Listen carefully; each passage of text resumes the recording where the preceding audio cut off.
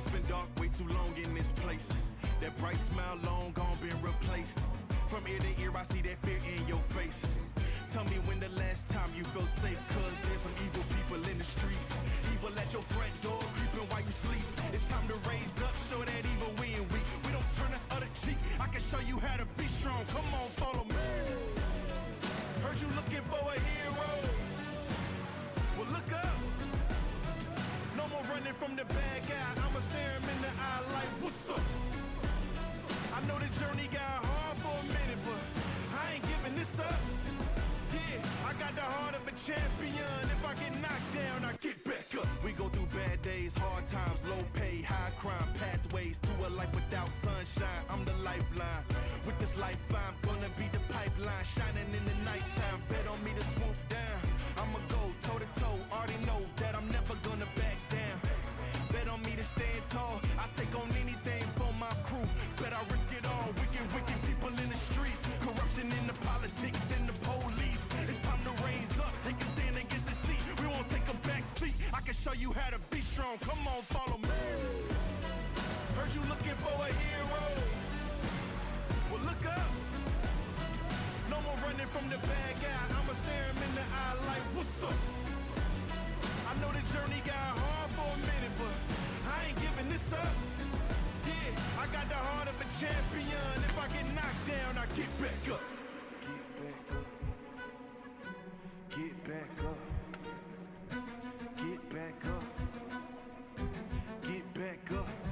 If I get knocked down, I'ma get back up. If I get knocked down, I'ma get back up. If I get knocked down, I'ma get back up. I'ma get back up. I'ma get back up. Heard you looking for a hero. Well, look up. Yeah, no more running from that bad guy. Don't worry about it. I'm right here. What's up? I know that journey been hard for you. Okay, I ain't giving up. We ain't giving up. I got the heart of a champion. If I get knocked down, I get back up. Hello, hello. Welcome everyone live here. David, how are you? I'm doing well. How are you? Excellent. Good to see you. Hello, everyone Likewise. joining us online. I know we've got some people jumping on different social media channels. So welcome to our live broadcast tonight, Tuesday Night Live here with T4 Survival. I want to say hi to Coyote Maine and Frank saying hello in the chat. Feel to drop us a message in the chat. Say hello. Let us know where you're listening to us from. And we'd love to hear from you. Also, as we're going through today's topics, feel free to ask questions. David and I are the hosts, but you guys are the co-hosts. So you help us run the show, answering questions. Obviously, we base what these shows are on questions you guys are asking us, things I'm hearing in class and hearing from clients that are important topics to cover. So that's what we make these shows all about, and that's why we're here. So feel free to say hello in the chat. Ask as many questions as you like as we go through today's broadcast. And also don't forget, we're going to be going to the after party in about 25, 30 minutes. And that's where we can be a little bit more free with our conversation. So some of the stuff we're going to talk about is going to be pretty generic and basic. Then we're going to head over to the after party, and that's where we can be uncensored and talk a little bit more in depth. We're also excited to announce that in the back end of the website, we updated the live portion. So you're going to be able to log in and on mobile device now and be able to communicate with us in the chat. And it's going to be a lot more user-friendly. So we're excited to give that a test out tonight as well. So, David, what's the weather down there? Beautiful. It's like summer. Yeah, right. We're like in the high 50s. I think it was almost 60 today. Really? I could deal with that. Yeah. All week it's going to be like mid to high 50s. So I'm excited.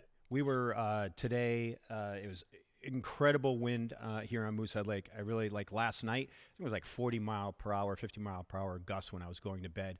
Woke up to wind. It's probably about 32 degrees, but it's, the wind is making it feel a little bit colder.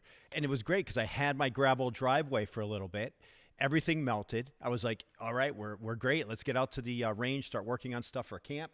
And then 2 days ago, we got 4 inches of snow and temperature dropped to like 5-10 degrees, and it frozen solid on the driveway and all the gravel surfaces. So hopefully we get some warm temps and get that cleared out of here. Good old Moosehead Lake. Yeah, absolutely. Changes like the wind. It does. create our own weather system up here. Frank, great to see you online. I'm glad that you're excited to hear my voice. I know some people are, and some look people who else aren't. we have there. Liza. Oh, She's Liza, here. you got the name right. I Yes. did. I got points. There we Yes. go. Bonus points for Charlie. Liza. Hello. And Jeff. Jeff, Frank. good to see you, Jeff. And Barbara. Yeah, Frank comes to hear your voice. That's nice. Yeah, absolutely. A nice soothing voice, right? And hopefully it's the voice of reason and intellect tonight as we go through our live stream. So, Liza, she's throwing the Davies at me. Don't forget, camp's coming, and I know you're attending, so be careful. She sent me a couple pictures today of some of the rifles that she has. Ooh, wait till you see. Nice. Cool. Yes, we'll go over that when we're offline. So a couple things we're going to talk about today in today's topic. Some of it is going to be based on the self-defense aspect of laws and legislation that's trying to be pushed through both locally here in Maine, but also federally as well, that I think that you need to be aware of, and probably get involved with your local congressmen, congresswomen, state legislatures, and senators, and send information to them about some of these laws that they're looking to pass. We're going to dig into that for a little bit, and this also really affects firearm training as well, and some of the gun control laws that are trying to be pushed through here in Maine, some that have already gone through across the country. We need to just dive into that a little bit as well. So as we dig into this, we'll have to have you guys ask some questions as we're going along, so feel free to do so. Drop them in the comments, whether you're on our Facebook page, on X, formerly Twitter, or on one of our YouTube and Facebook channels. So we got a lot out there. All right, so let's dig in a little bit here. So this here, what I have in front of me, are copies of the laws, LD 2130 here in Maine, which basically wants to stop unauthorized paramilitary training. And when this first came out, and David, you know, we've talked about this a lot over the past month or two. The law basically was saying that any type of training that they thought as military type, so that would include firearm training, multiple people on a range, Krav Maga classes, martial arts classes where there's contact and being taught certain techniques, was going to kind of cover that whole gamut. So that was very, very concerning. I immediately got on the phone with some of our local legislatures. I sent a lot of emails out and letters and started getting involved with this. And amendments have been put into place where it is going to hold exempt firearm instruction based on self-defense and martial arts classes, self-defense classes, and so forth. This law has not passed yet. It's been sent back to committee. It's now been tabled, but tabled only to the fact that it's still up for vote. They had 2 votes on it already. They have a vote that they're pending that's supposed to happen this week. I checked about 5 o'clock today at the end of the day, and it was tabled as unfinished business, which means it's just being pushed off for another day. It's been on the unfinished business for the past 3 legislature days. So we're going to see how that all unfolds. The big concern here is, yes, there are things that are exempt, but the more power you give to these types of things, the more concerns everyone needs to have, as in who's the authority over deciding what this actual training is and how it's being conducted. So that should be a big concern for everyone. So if you're listening to us here in Maine, you were unaware of LD 2130, do a Google search, Maine LD 2130. Read all of the information on there, and immediately, because it's coming up for vote, get on the horn with your local legislature and your representative, and get in their ear that they really need to vote on this, and give them your 2 cents about what you think about these laws and what's happening. Without the voice of us contacting them, things are going to get pushed through, and then afterwards, you have that conversation afterwards with, oh, well, I probably should have called. Now's the time. Don't wait. And we need to all get involved as much as we possibly can. So, hey, hello from Dover, Foxcroft. Great to see you online. Barbara, good to see you. I don't know if I said hello to you earlier. Great to see you online as well. As you guys are joining us, feel free to say hello, drop something in the chat for us. So here, that brings me to my next thing. David, you want to add something to that? Yeah, actually. So one of the things I just came across this past week was limiting to 5 round mags. Yeah. Like what is that part of this bill, or is No. this an additional bill? It's additional, and it's actually has to do with the gun control measures that they're trying to put in place. So they have this paramilitary that they are working on through the legislature, but there's also some other bills that have been put forth in the main legislature, and those are extreme risk protection orders, red flag laws that they're putting forward. Is LD 2224. And I'm going to name off the LDs here. So if you're watching from the state of Maine or want to read more on this, you can Google these. Also, after we're done on YouTube, I'll put some links in the description for everyone. Number 2 is background checks on all gun sales. That's LD 2224. And number 3, a 72-hour waiting period to buy a gun. LD 2238. Number 4, a ban on assault-style weapons. That is LD 2086. And I think in that one it houses the magazine capacity as well, but don't hold me to that because I don't see the other LD legislature on that. But they are trying to take the magazine limit down to 5. So, quick question on your background laws, because I'm not from Maine, I don't live in Maine, but if you're buying a firearm, is there not a background check now, or what's the not process? on private sales? Okay. So what they wanted to expand upon that onto private sales. So when you're at gun So shows, if I purchase on a private sale, what's required? Just cash. Here you go. How does paperwork. So how do they here's know? what it reads: background checks in all gun sales would require background checks for advertised private firearm sales in the same way background checks are required for commercial gun sales by licensed dealers. Transfer of firearms to family members or trusted friends would not be affected, and the language differs from that contained in the 2016 referendum. The bill also seeks to incentivize background checks for private, unadvertised transfers by making it a felony to sell a gun to someone not allowed to have one. So that's the way it reads as it is right now. Now, a lot of this was pushed through because of the Lewiston incident. None of this would have stopped the Lewiston incident. The only thing that fell through the cracks of the Lewiston incident is the law enforcement being able to be involved and initiate the red flag law, right, to be able to seize his weapons and so forth. And you've probably seen the video. If you haven't, search on that for the for some of the videos of when he was being interviewed by state police, and some of the things he was saying were very concerning, and something should have been done about it, but it wasn't. That's what the issue was. Having a 5-round magazine, a 72-hour waiting period, which I want to dig into that a little bit more as well. We'll probably dig into that in the after party really deep because I got some important information to talk about that, and on the 5-round capacity limits. And the background check would not have stopped what already happened with the Lewiston incident. What would have stopped him was having his weapons taken away and being put in protective custody or whatever they would need to do. But there were obvious signs that something should have happened, and it didn't. Yeah. Right. So. Yeah, let's be real too, though. Think about it. You take away all the guns, anyways. If you want to harm somebody, you're going to do it no matter what. Yeah. So. Well, we saw it with ISIS and Taliban when they were taking other measures to be able to take out large amounts of people. Remember the car ramming incidents? They would take vehicles, large trucks. They would rent U-Hauls, and they'd run them down sidewalks or run into largely populated areas, right? If you look at the Macy's Day Parade, for example, and you look on the side of the parade route, there's all concrete barriers now along that parade route, along those sidewalks that are always there, by the way. They're not removed after, but when I was watching the parade this year, I obviously took notice of it.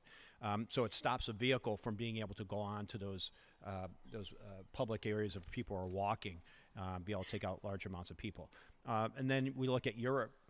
Europe, are you allowed to have a firearm in London, England? Huh? No. No. So what do? They use swords, machetes, they use Yeah. knives, right? And then the mayor of London wanted to ban knives as well in London, if you recall, a couple years ago. So where there's a will, there's a way, is what we're trying to say. And if it's not going to be a firearm, it's going to be an edged weapon. It's going to be an explosive device. It's going to be, a vehicle that's used. It's going to be something else that is used to create Yeah. what these Cause people harm. have in mind. Yep. Yeah, it's going to Absolutely. continue to happen. If you remember back after Newtown, state of Connecticut immediately was trying to put into place the 10-round magazine, which it went into place, right? And It did, and the unfortunately. reason for that, do you remember why? The reason they went with the 10 rounds was that this when he went into the school, he shot the front window, went into the front foyer area, then he started working his way down the hallway, went into a classroom, would fire in that classroom, come out, drop his mag, grab a new mag, and go. I think at no one point, maybe one or two times, there was no more than 10 rounds spent inside of a magazine before he dropped it and went into another area. So they based it, which I don't get the logic, on, oh, well, if we go to 10 rounds, then it's going to change things. And all it means is that someone that has the intent is just going to carry more mags. And he had a full backpack of mag rounds. And we've seen with all these different events, when they search the bags of these individuals, they have backpacks and duffel bags filled with magazines, ammunition, and multiple firearms. So the big point I think I want to make here, and David, you can speak on your own behalf on this, is that it's mental illness that needs to be addressed.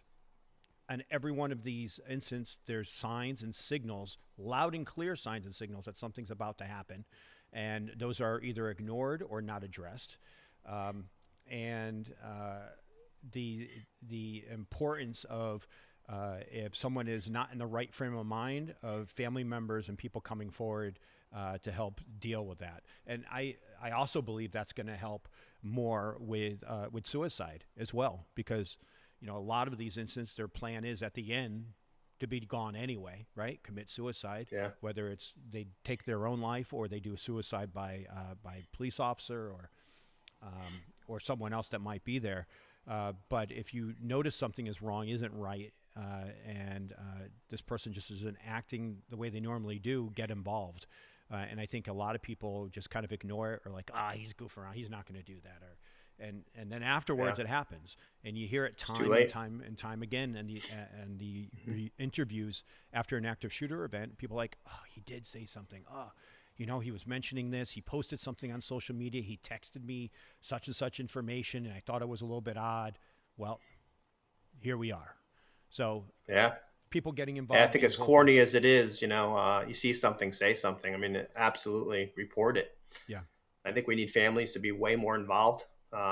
You see friends of these kids that are committing these horrible acts of, murder, crime.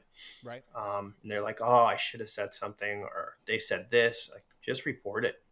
98% of the time that there is an active shooter event afterwards, someone knew something was about to happen. 98%. Those numbers are high. They're too high. That we're not stopping these ahead of time and getting more involved. So 5-round magazine limitation here in Maine is going to do nothing.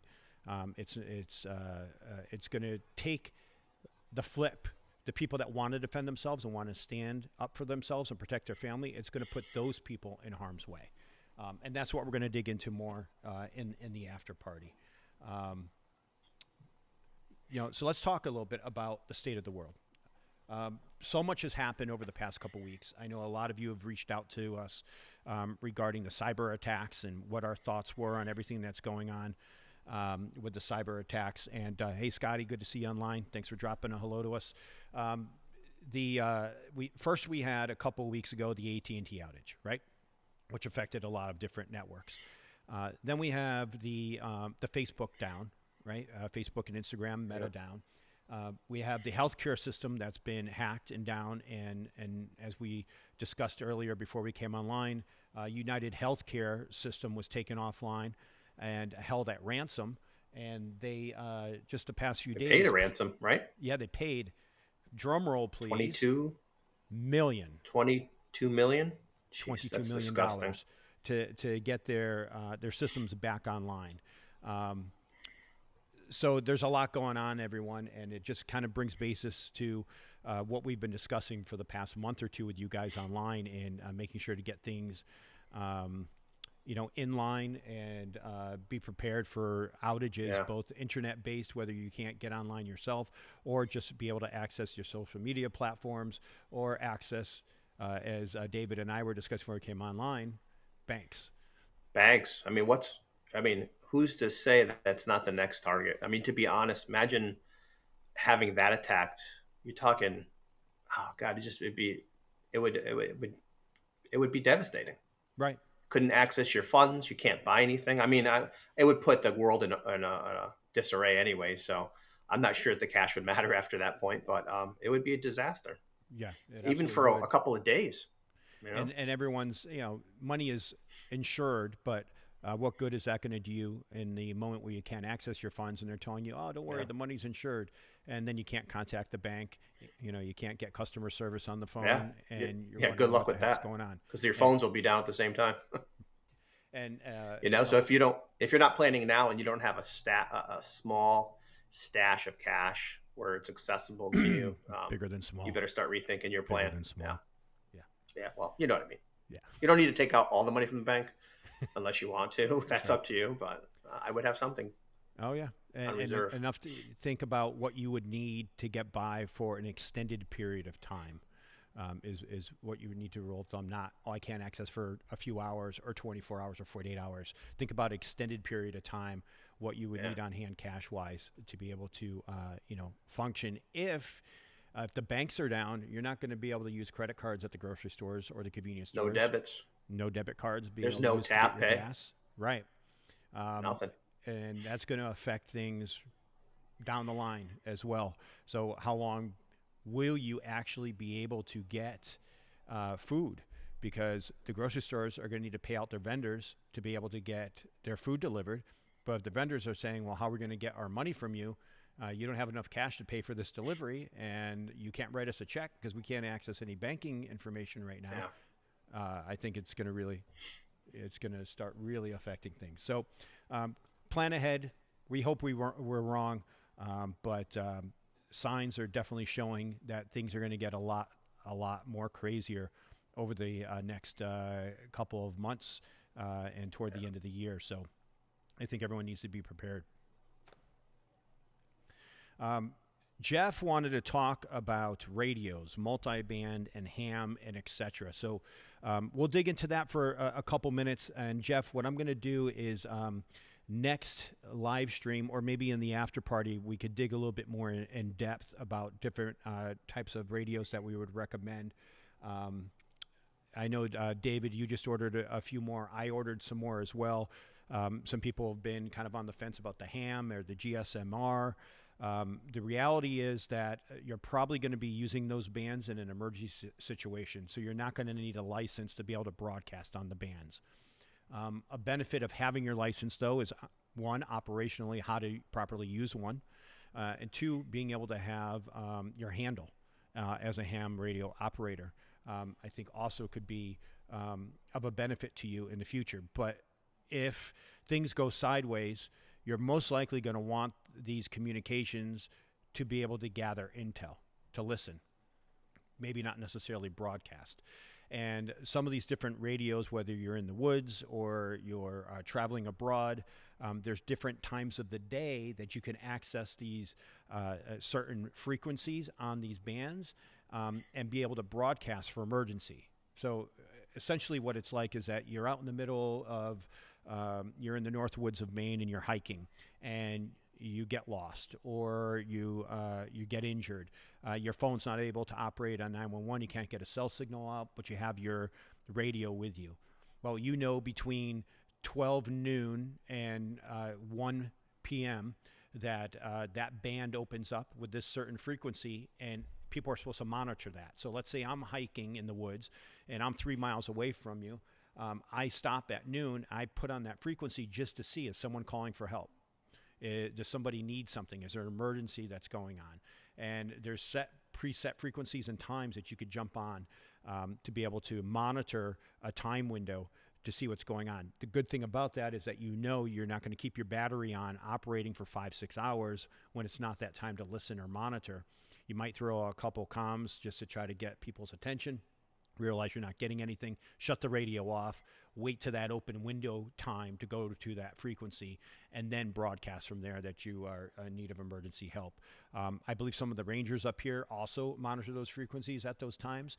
So that would be a good benefit of learning more about the ham radio, getting your license, and learning more about the GSMR radios. But we can dig into that a little bit more, Jeff, on the after party. And I'm going to make a little note for myself here that on the next live stream, to make sure to have some of those recommended radios available for you and give you the pros and cons between each one. David, you want to add anything about those radios? I would just, I would say start planning it out now, right? Because they're not easy radios to learn. So Right. get your training in now, get them, test them out.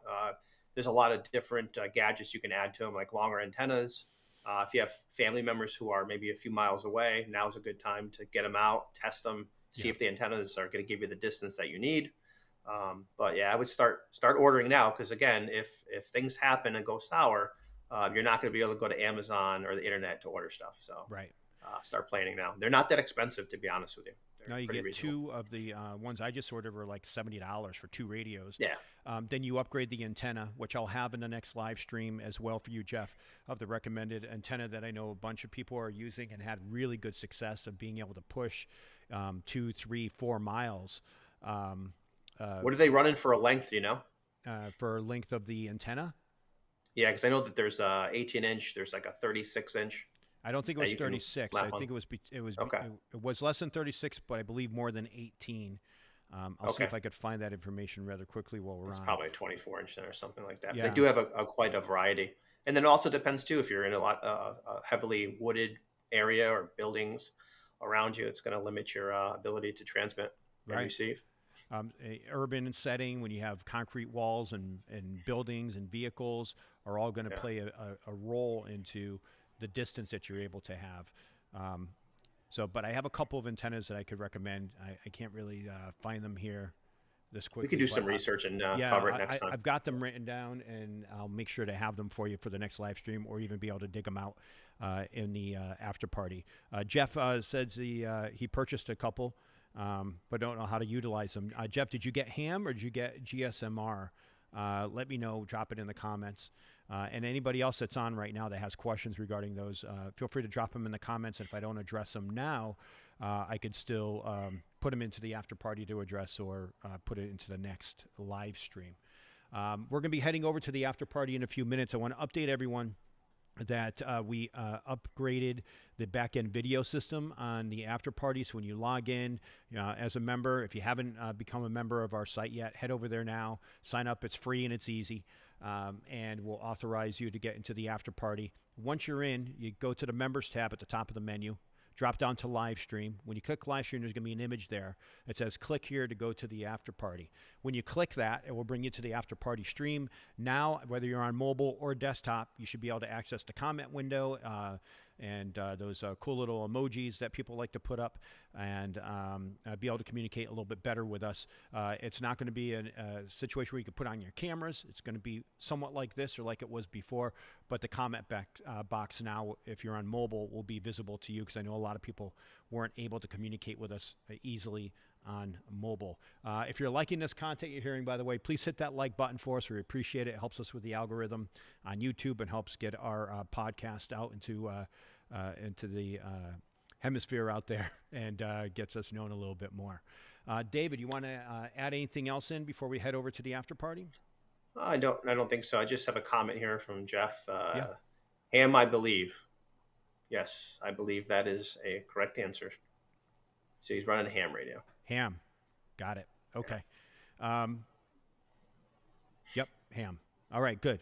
So we'll talk more about that in the after party, and we'll make sure that I go over in the next live stream. We'll dig into that even more, what we don't cover in the after party. Guys, if you have any questions for us, put them in the comments. Otherwise, in about 1 minute, we're going to head over to the after party. Please don't forget to hit that like button. If you're new to our channel and you're watching this live stream, please hit the subscribe button, notification, so that you know when we're going to be on again. We usually do these every other Tuesday. Before I go, David, I almost forgot this right here. What's this book? American Calamity. Oh, yeah. Right?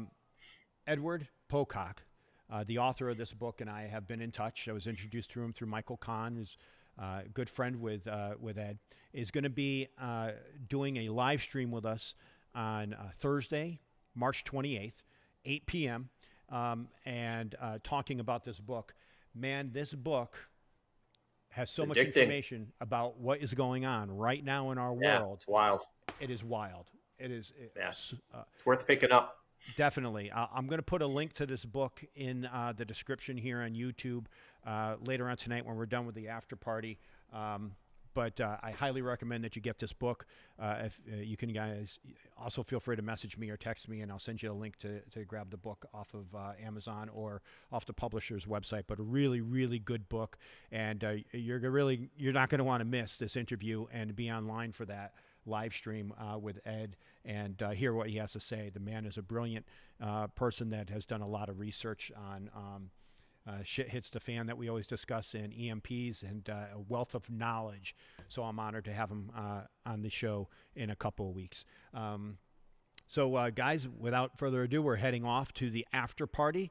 Thanks to everyone for joining us here on YouTube, Facebook, and on X. Hope you guys enjoyed this, and we'll see you on the after party. If you're watching the replay here, feel free to put any comments that you have. We'll be answering those questions and checking out all that information on our live stream after we're done here. So before we hop off, yeah, one thing we should cover is May's coming. Oh, May camp. Can't one forget more to plug the May thing. camp. Yeah, most important. Most important, yes. Firearm training up here in the North Woods of Maine with us. The May camp happening May 14th through the 18th. A lot of you that are online with us right now, you are attending. We're looking forward to seeing all of you, but we'd like to see some new faces too. People that are concerned about things that are happening, people that want to be able to build their confidence, to be able to handle a handgun, be able to handle a rifle, to be able to defend themselves and their family. So I implore you to head over to our website, t4survival.com/camp. And get information on the camp and message us, ask questions, and hopefully we can get you up here for May. If not, the next camp is going to be happening in October. But hopefully we can get some more heads and some new faces up here for the May camp and get you guys training and building your confidence to be able to defend yourself and your loved ones. So let's head off now, guys. Thanks for joining us. We'll see you in the after party in just a few minutes. Thanks, guys. Have a good night and be safe. Thanks, everyone. See you guys over in the after party.